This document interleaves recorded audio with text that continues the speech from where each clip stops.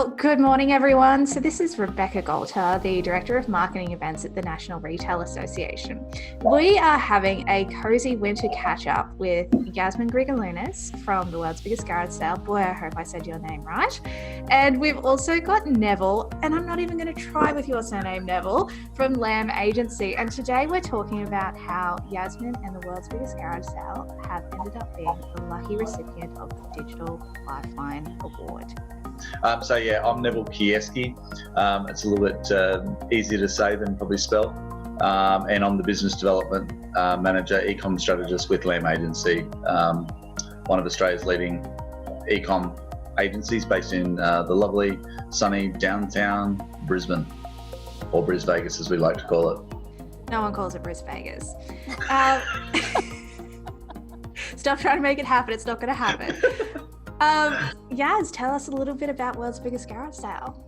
Well, Beck, World's Biggest Carousel, we are a circular economy organisation, and we activate dormant goods for good. And that basically means all the idle items sitting in consumers and businesses across the country. We're talking billions of dollars worth of product just sitting idle. And we really came into the scene many years ago to hold a garage sale to raise money for charity. And it exploded into this circular economy behemoth that discovered a gap in the market in a really new space where we were able to connect community and purpose and impact around the visibility and traceability of items flowing through that secondhand and circular economy, rescuing resources that other people think and feel are too hard or don't have capacity to do. And so we're there to support. We really feel passionate about being a connector in the whole entire retail market space. Yeah, absolutely. So Neville, can you give us a little bit of background on why you decided to start this campaign and why you partnered with the National Retail Association on this? Yeah, certainly, Beck. For us, it came about because of, in the early stages of COVID-19, what we were starting to see was retailers and merchants that had wealth considered and thought out e-com strategies, and web stores that were built as web stores, not as websites, were actually transacting at higher than normal rates, and those rates kept on going exponentially up. We saw some of our merchants hitting triple-digit numbers in a retail economy that everybody was saying we were heading into a recession. And that led myself and our managing director, Greg Nelson, to sit down and kind of go, okay, we've got a wealth of knowledge here within the Lamb Agency. What can we really do to give back to the community? And by the community, we meant the broader community across the business sector in the APAC region. So we sat down, put together this wonderful program. We're able to engage with quite a few different partners along the way, taking on board partner agencies like Akendo, Shopify, ShipStation. The NRA came on board, thankfully, and assisted us to get it out to their members. And basically, we drove forward with that model, giving away just shy of $100,000 worth of a digital package for the lucky recipient. So went through that process, and we had some amazing connections from potential clients with the agency to win this initiative. There were some absolutely heartbreaking stories as well, as you can probably imagine, with businesses that were imploding through no fault of their own. But we obviously had to make a choice, and we rested on World's Biggest Carousel.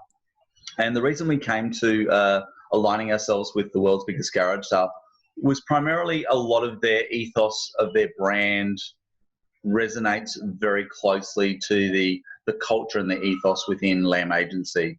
It was very warming and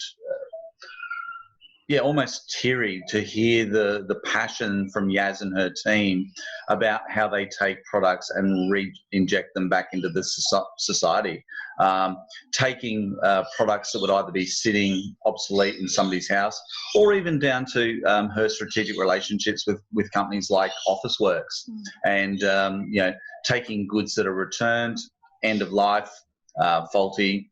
By faulty, I mean they've been opened and returned, or a change of colourway, and then pushing that back out into the market rather than it ending up in landfill. One of the biggest challenges we've all got living in 2020 and moving forward to the next 5-10 years is how do we get sustainability, and how do we ensure that sustainability also gives us job growth and encouragement of young unemployed people into the marketplace. So it was those type of feelings that it was a natural fit. It was kind of like that piece of the jigsaw puzzle that just locked straight in. Absolutely. So Yaz, you're no stranger to sort of turning on a dime when it comes to your business. I mean, we're all familiar with the Shoes of Prey pop-up that you did at Winter Garden. I even did a couple of shifts there selling some gorgeous shoes. I lost money working there because I bought more shoes. So Yaz is very good at that. She's so good at that. Don't work for Yaz, you'll lose money. No, I'm kidding. So obviously you have solidified yourself as knowing very much what to do when it comes to physical stores, you know, and you're doing your garage sales and things like that. How would you describe your current website? Do you know the funniest thing is yesterday on Facebook, I had a memory pop up from 10 years ago when I actually started on Facebook, and it was really excited to be here at the Online Retailers Conference in Sydney, which was like the first, I think, ever conference. And it was back when I saw the Shoes of Prey team present, and I was like, oh my God, these people are amazing. Anyway, I went on and launched online stores for Video Pro at the time, which was done really quite reasonably well for someone that didn't really know about anything to do with online stores 10 years ago. So coming into the World's Biggest Carousel, which was all very physical presence, it was all about engaging our customers. Tens of thousands of people would walk through our doors. And for me, I was always like, oh my gosh, will they ever want to buy online from us? They love the essence and the feeling of that. And that's why I'm always a big passionate believer that, you know, there's this beautiful bricks and mortar and online continued collaboration and presence in community. And I always did wonder how we would transition our customers online. COVID kind of gave us no choice to go, the doors are shut. We better get this site going. And look, we had this Shopify plugin on our site. It sits on the side. It's reasonably okay. It had a few little products online. So we could say we were online about a year ago, omnichannel, right? And we realized, oh my goodness, thank God we did that a year ago, because now we can upload the products. And we spent a bit of time getting products online, and it was a bit clunky, but it started to achieve impact and outcomes. And, you know, sales were coming through, we were shipping products out, I was really going back to my roots of 10 years ago, and I was really just guiding and corralling the team who had no idea what to do with online retail. And so it was a big transformation for our company. And I won't lie, I was, and probably still am a bit embarrassed of our store. Like, it's certainly not of the standard that we see ourselves at, but in startup, you learn that it's not perfect and it's okay. And that there's this thing called MVP, and it's not most valuable player, but it's minimum viable product. And so we really had a minimum viable product online that was transacting and cutting through. And our customers were getting used to shopping online, and we were shipping interstate really quickly when COVID shut our events down. So when we saw the digital media around the Digital Lifeline from LAM, the first thing I did was go and research who LAM were. And I was like, who are these people and what do they do? Because I didn't want to apply for something if I didn't feel that there was going to be a values alignment. Like, we don't like to work with people unless they hit that. And it's so hard to explain to traditional businesses, but love, right? It's about the love. Our business has love intertwined into the center, and the epicenter of our organization is love. And if people are all about transactions and not about relationships, then they're not likely to do business, and we're not likely to do business with them. It's just who we are as a company. So I was rapt to see that. And then we thought we'd throw our hat in the ring. And who I remember the phone call, Neville. There was definitely an F-bomb there. When you told us. I tell you what, it's I haven't known Yaz for probably as long as you have, Beck, but I would say that Yaz is very gifted with speech, and normally there is no issue getting a conversation out of her. When I made the phone call, and I probably played a little bit of a bad joke and kind of led her down the path that she thought she hadn't won, Yes, you did. and then announced that she had. There was, first of all, quite a lengthy silence, and then there was a couple of expletives, of which she apologised to me profusely, and I'm like, it's all fine, I totally get it. But yeah, it's the first time I've ever heard Yaz actually speechless. There was nothing coming out of it. I actually thought I'd lost the connection. It was just like radio silence. So yeah, it was wonderful to see through the whole iteration, from initial contacts with Yaz right through to when she won. And yeah, she talks about the heart and the love, and obviously it's represented right from their logo. But anybody that has the opportunity, now that Queensland has relaxed some of the COVID restrictions, go out and visit their new store. It really is that love. Just kind of, it's like walking into this love bomb of retailing. It's amazing, and a credit to her and her team. Amazing. Well, look, you've both touched on a couple of good points there. I want to start out with Yaz going omnichannel. See, what you said there about not having to be perfect and just getting something up, I think that's something a lot of retailers are struggling with right now. So the word of the last 3 months has been pivot, and it's all been, go omni-channel, just go and do it. A lot of people, I find, have been agonizing over the best way to do it. So what's your advice to retailers who are struggling in this environment, trying to get onto the internet and start selling their products? Yeah, look, it's actually the person that runs and looks after our products that go online happens to both be my husband and co-founder, and a fierce, obsessive, compulsive perfectionist.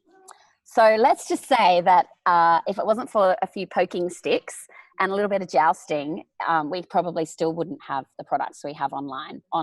Because even again, like it is a little bit cringy at times when you look at some of the products. I'm like, oh, that's not quite what we're trying to say or do. But done is better than not done. Online is better than perfect. And for us, we've really pushed that it's not perfect and it's okay. Just get more products online. Just get more products online. And every day we have a stand up, and it's how many products went online yesterday. And for a few days in a row, it was none. I'm taking photographs. None. I'm getting them perfect. None. I need a white background. None. I need better lighting. And I'm like, just freaking do it. I don't care about the images. I don't care if they're not named right. I don't care. And it was like the whole team, like we were all joking, and we're very open and honest here. There's no hierarchy. No one's the boss. We're just all doing our best to execute every day. And that's probably the word, Beck, is execution. Like we say, just fucking do it, JFDI, because our customers, we have this product, we're sitting on inventory. It's ridiculous we can't open our doors to get it out into the market. Not ridiculous bad, like we would never open our doors, but it's ridiculous that we're sitting on this inventory.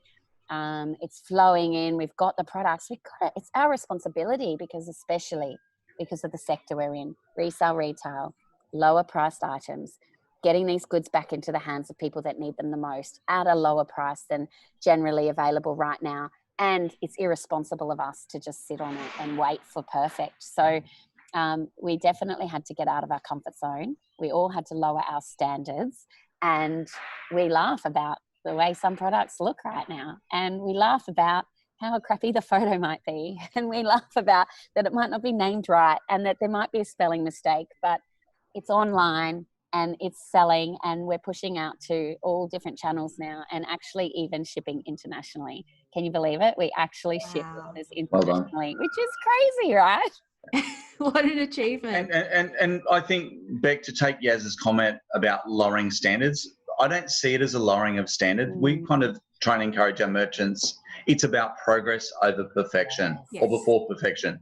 And the whole MVP is that minimal viable product, but it's down to, what, Yaz and her team don't upload the wrong product to the wrong item. That's just breaking of standards and just failure of systems. But it is kind of going, okay, the system we've got today doesn't have to be the system we've got in a month, 6 months and 12 months.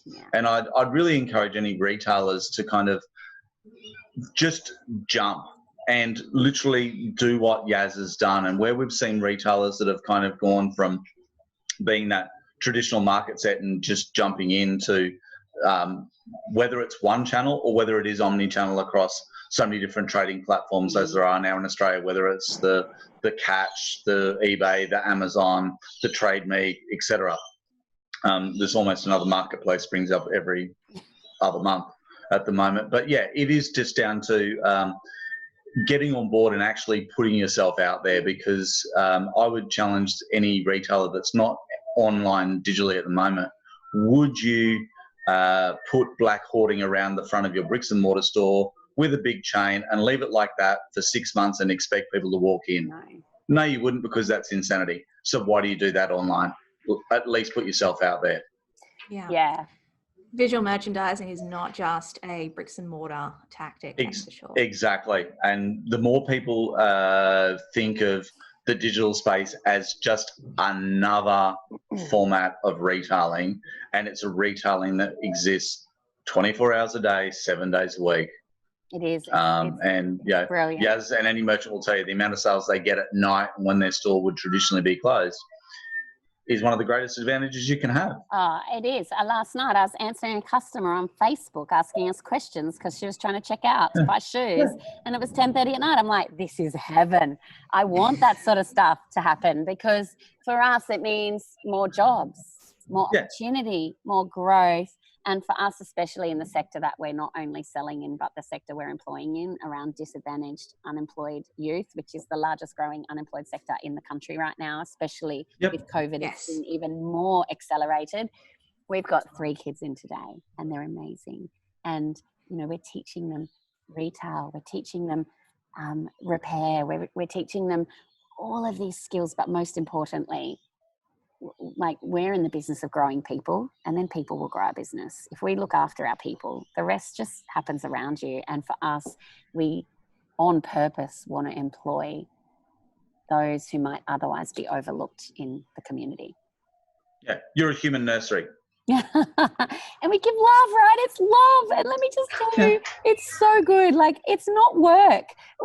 Both Donna and myself, we've just, like, this last week especially, I've barely been able to sleep. There's so much going on at the moment. The energy that we have going on through this building, when orders do come in online, when customers make inquiries, when people repair products that would have otherwise been turfed, it is such a mojo energy fuel cell that how can you not want to get out of bed every day and come and work in an environment like this? And not just us, right? I'm not pitching us. I'm pitching this style of business.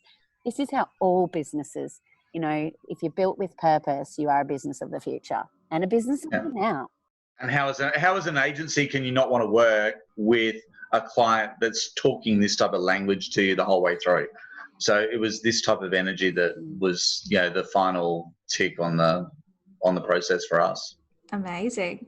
So Neville, I have to ask, what's the next steps here, or what advice would you give to the retailers who are looking to build their site? What's your strategy, and how can that sort of translate to your average retailer?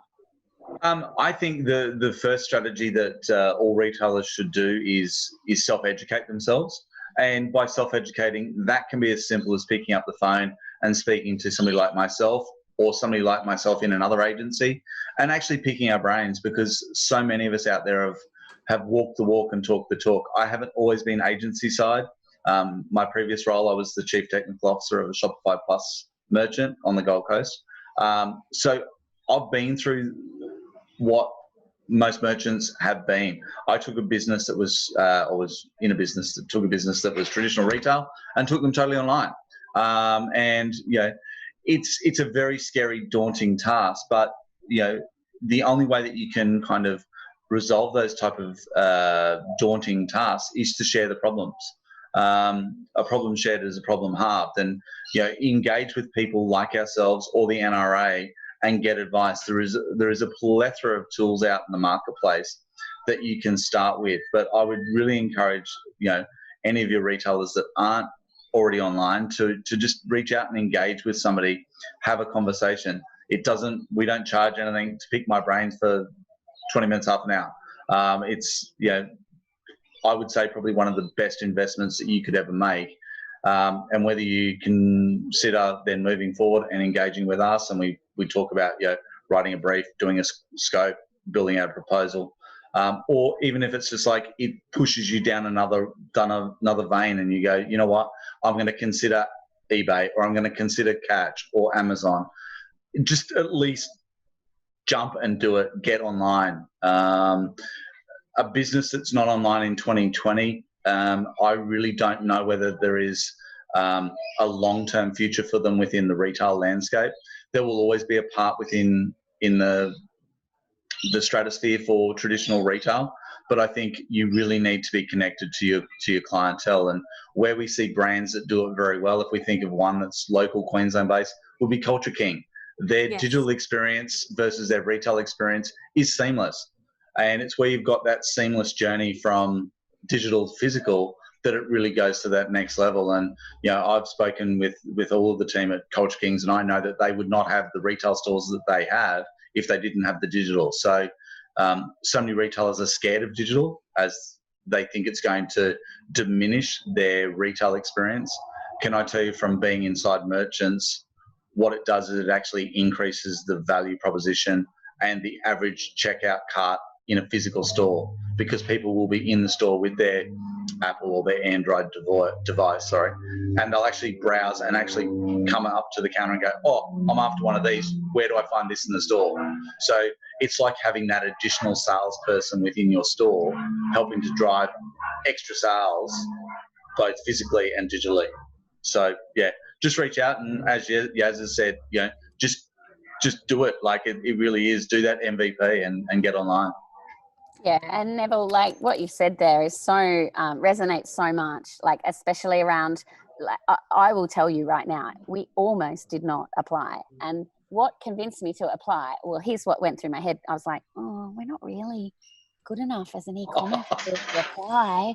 I don't know if we should, they're going to fix it. Oh, I don't know. Maybe we shouldn't. And then Donna was in my seat. She's like, yes, we have to. We're e-commerce. We got to go this way. And I'm like, yeah, you're right. Okay, let's do it. And so, but credit to you. I remember Donna saying something like, oh my God, that was just so easy to fill out the application. It felt so like you weren't getting us to jump through hoops. We weren't having to invest weeks. We tried and kept it organic so that it just actually flowed through. It was such a great flow. It really did then speak to the experience as a customer from our perspective about your brand, which I went, oh, that's good. In COVID, they're not making us go through hoops for the next 7 days to pull all these documents together that we just don't have time to do. We've got to sell. Yeah. And so that was a really good experience for us. But then back on what you just said, don't ask, don't get, right? Like pick up the phone to you, pick up the phone to us, pick up the phone to NRA, pick up the phone to people who are doing it, ring Culture Kings and speak to them. Like for me, it's about right now more than ever, if COVID has taught us anything while we've all been locked in our bedrooms to learn lessons about what the world really should be like, right? I like your bedroom, by the way.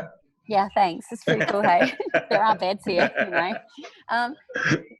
What it's taught us and reminded us of is that community and connection is actually king. And for us, that means having conversations. And that conversation must translate to digital connection. And we all do it. Like XYZ, the generations of today, I mean, my kids have not known a world without a technology device. And even though their dad will nag at them about not trying to do double or triple screens, he has no idea that that is what they were born with. So we've got to just connect this old way of doing things to a new way of communication, but they can blend perfectly together where we can have that pure experience of omnichannel. And look, I still look back at the people I met 10 years ago at that first national retail association. No, it was online retail. And it was before there were all the groups and associations, but the brands that stood out back then, John Winning, I met him there. Jane from Bird's Nest, I met Bird's Nest, all before they even launched their stores. They were just talking about, I remember sitting next to Jane and her telling me her thoughts and her story. And then years later, I see her as a killer online. And I've visited her store as well in regional New South Wales. The experience that they provide is also seamless. And there is this opportunity to pick up the phone and connect to people out there doing it. No one's going to laugh at you. No one's going to make fun of you. if you want a good laugh, go and Google some of the stories of the people that have done it in the past. And then that will inspire you that, you know, perfect is not necessary. Oops, sorry, my Siri. I didn't She get doesn't it get either, that Siri. either. Siri doesn't get it, right? She says it to me regularly. But yes, it's totally true. Like, I know I'm fortunate to be well connected with people like Phil Lay. I've known Phil for decades. And likewise, some of those other people that you mentioned, I know personally as well. We've all got stories of learnings that we've done where it's cost us thousands, tens of thousands, hundreds of thousands, depending on the entity. But the one thing I find really reassuring and refreshing in the digital space is the majority of the ecosystem is happy to help each other. It is around that mantra of a rising tide, all ships rise. And I would really encourage anybody to reach out to whether it's on LinkedIn or Facebook groups or whichever tech stack you want to use. Just reach out and ask the questions, because I know I always say to new clients that are coming on to me and the team within LAM, there is no silly question, because I will throw different anagrams around because I've been working and playing in the space for a lot of years. But that doesn't mean that I've got any more knowledge. It's just that I've shortened things down and I just throw out words that sometimes don't mean anything to a client. And it's like, just ask me straight away and I'll tell you. And I'll tell you, what I've done in my life personally and professionally that's cost me money, and so that you don't make those same mistakes. And I know that people like Yaz and Phil and John are more than happy to share their experiences and their failures as well, because we only learn really through our failures. Our failures always teach us a hell of a lot more than our winnings do. Yeah. Bad choice of words with John winnings. But yeah, sorry about that, guys. And talk about customer experience, and they are the world record holder in the country, or in the world probably, around NPS and their capabilities. And they're a great brand to follow because they're authentic. And here's the key, right? Once upon a time, we lived in a world where you would put and for women especially, where you would put your man suit on, go to work, and think that you had to go killing it, and I'm all this professional and I'm awesome, right? But the reality is that the more authentic you are, and the more of your personality that you show, and the more of the cracks and the vulnerability that you share, the screw ups, the failings, the tears and the fears, and over a few beers, sharing all of that stuff that's real. I call it, we need to show more of the real and less of the show reel. So Instagram looks awesome, but no one has the perfect, filters going on in life. So actually unleash, take your suit off, show who you really are. Don't walk in with the armor on, because when you do that and people can see who you really are and what you're really all about, I think that speaks more volume for your brand and what you're doing as an organization than any marketing or awesome looking website. You can slap it together like we have had to do in the past.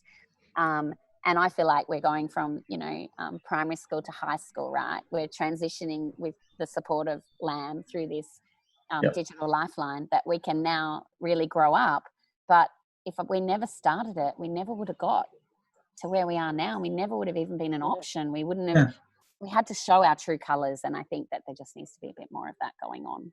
Totally. And I think the other thing is, whilst, to use your analogy, we're taking you from primary school to high school, that doesn't mean that you stop there either. And I think this is where you see those brands that really excel at it, they're never prepared to settle on where they are right now. So that's why I always say that progress over perfection, because you get somebody to high school, but, I now want to go and do my undergrad degree.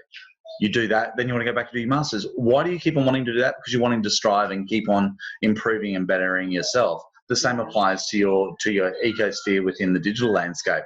And it's just taking those learnings, taking those advice that other people give you and injecting them back within your market.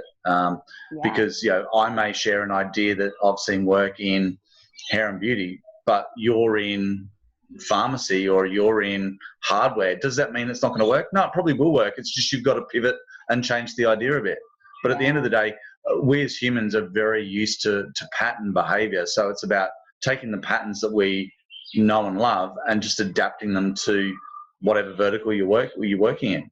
Yeah, and Beck, you did that for us when we went into that Winter Garden store, like beautiful shoe store, all the fancy shoes, garage sale, merchandising. Yeah. It was never going to fit right. But with the support of NRA, we were able to have beautiful window displays, which taught our team how to do window displays, which gave them some confidence to play around and do some new window displays, all from the ability to learn from people who are industry best. So again, you know, MVP, our little attempt, then scaled up to this professional level. And then our team were able to learn and feel more confident and build their own skills. And I think that that's a great example of sharing knowledge and just not being afraid to ask for help when you need it. Absolutely. And as Yas said, please call us up. You know, if you've got any marketing, workplace relations, anything like that, we're more than happy to help, lend our expertise, especially during these times. So I cannot wait to see where this website goes in the next few months. I think it's just going to go from strength to strength. And Neville, can we again thank you very much for partnering with us to deliver this amazing lifeline. It was really inspirational to see businesses reaching out to help during COVID-19, especially when everything was closed and during all the uncertainty. You know, it's always look for the helpers, and there's always going to be helpers out there. So yeah, no, totally excited about it as well, Beck. And yeah, like what you've said, if any of your members do need assistance, please feel free to reach out through the NRA or reach out to me directly via our website or LinkedIn, etc. I'm more than happy to, you know, help any retailer out there that's still struggling. And I think there's still going to be tough times for the next 12 months in this post-COVID world, or COVID current world, whatever we want to call it. Yeah. Well, thank you both for taking time out of your day to catch up for this little chat, and I'm sure we'll see more of you soon. Definitely. Fantastic. Thanks, Beck. Thanks for all the work you guys do. It's awesome.